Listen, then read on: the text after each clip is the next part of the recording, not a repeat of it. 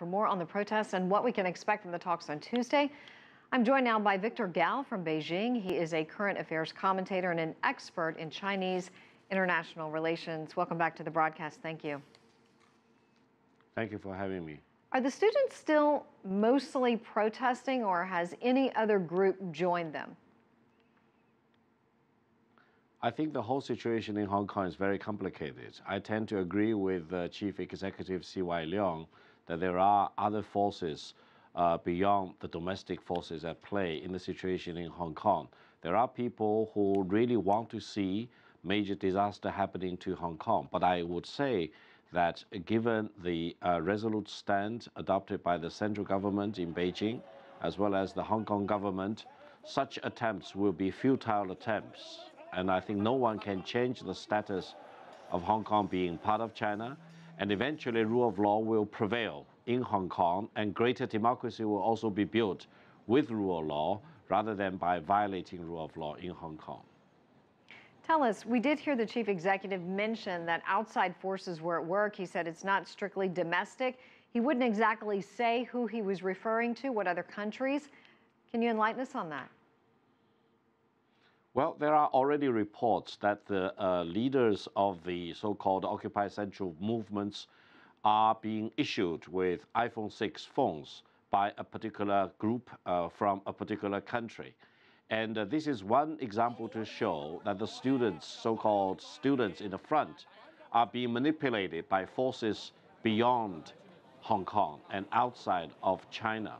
And there are also issues raised about the funding behind such things, and also the meetings prior to the outbreak of the Occupy Central movement, as well as throughout the course of the Occupy Central movement. And if you listen to some of the media reports, they are no longer objective reports. They seem to be very active participants in the situation in Hong Kong, wishing one side to collapse and the other side to prevail.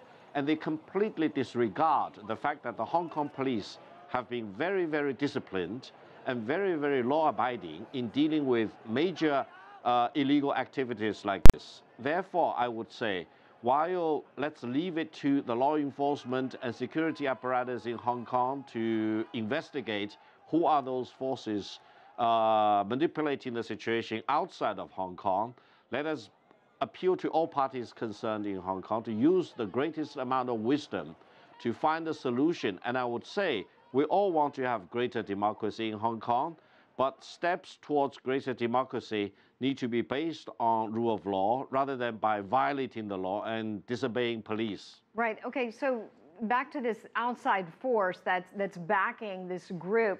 What's their motivation, do you believe? I think the motivation is very clear and very obvious.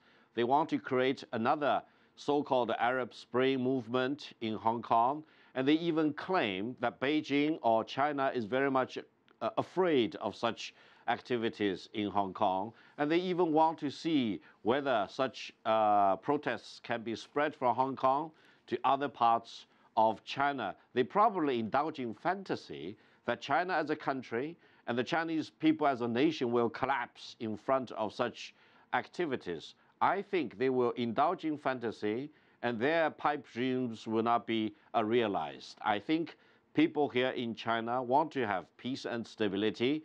We went through the great turmoil of the Great Cultural Revolution in the 1960s and 70s.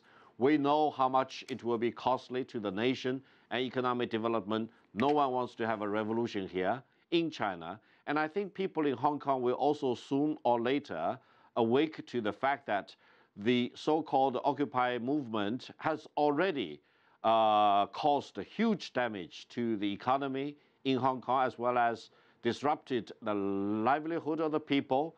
And eventually, the overwhelming majority of the Hong Kong people will stand out to counterweight such illegal protests in Hong Kong. Victor Gao, thank you so much. We appreciate your insight live from Beijing.